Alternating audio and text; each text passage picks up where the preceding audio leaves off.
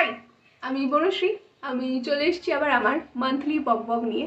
November মাসে আমি কি বই পড়ি তারই ছোটোখাটো বিবরণ দেওয়ার চেষ্টা করব আমি ভিডিওটিতে। তো শুরু করা যাক।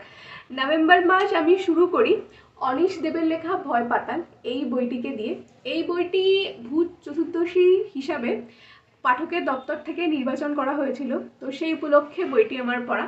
আমার বইটি বেশ ভালো লেগেছে, যাদের পড়া নেই পড়ে দেখতে পারেন, বেশ ভালো একটি বই। এরপর পড়েছিলাম আমি সরঞ্জিত বাবুর লেখা জোনাকিদের বাড়ি এই বইটি।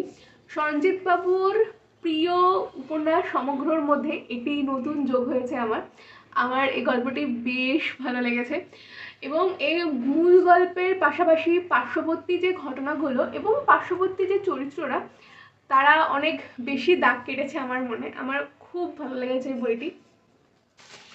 এরপর পড়েছিলাম আমি সৌভিক চক্রবর্তীর লেখা নীরেন ভাদুরীর সমগ্র 3 বা তৃতীয় খণ্ড।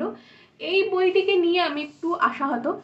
এই বই মানে সৌভিক চক্রবর্তীর প্রথম যে দুটি বই নীরেন ভাদুরীকে নিয়ে লেখা, সেই দুটি বইয়ে নীরেন ভাদুরীর যে একটি চরিত্র সৃষ্টি করা হয়েছিল, আমার মনে হয়েছে এই বইটিতে সেটি একটু কিছুটা পরিমাণ ক্ষুণ্ণ হয়েছে। এই বইয়ের প্রথম যে গল্পটি কে প্রথম কাছে এসেছি, এই গল্পটিও বেশ ভালো, কিন্তু দ্বিতীয় যে উপন্যাসটি বা বলা ভালো যে উপন্যাসটির জন্য আমরা এত ওয়েট করেছিলাম, সেই উপন্যাসটি আমার কেন জানি না মনে হয়েছে লেখক অনেক বেশি লিখেছেন।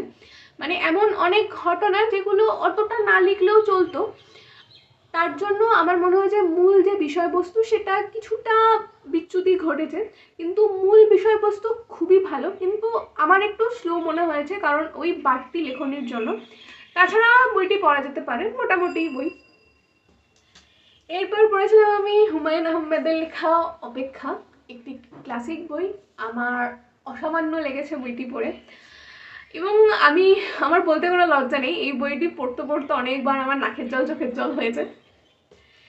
এরপর আমি পড়ি বিমল করের লেখা অসময়। এটিও একটি দারুণ ক্লাসিক বই, যাদের পড়া নেই আমি বলবো এটি পড়ার জন্য, বেশ ভালো একটি বই। এবং নভেম্বর মাস আমি শেষ করি আমার প্রিয় লেখকের একটি বইকে দিয়ে, অভিক দত্তের অপারেশন ব্লু উইংস। অভিক দত্তের স্পাই থ্রিলার নিয়ে সত্যি কথা বলতে সেভাবে কিছু বলা যায় না। উনি ভীষণ ভালো লেখেন এবং আমার মাঝে মাঝে সন্দেহ হয় উনি মনে হয় রয়ের কোনো একজন গোপন এজেন্ট, নাহলে এই সব ব্যাপারগুলো উনি কী করে এত স্মুথলি লেখেন আমি জানি না। তো এই গেল পুরো আমার নভেম্বর মাসের বইয়ের সংখ্যা। আপনারা জানাবেন আপনাদের কেমন লাগে এই ভিডিওটি।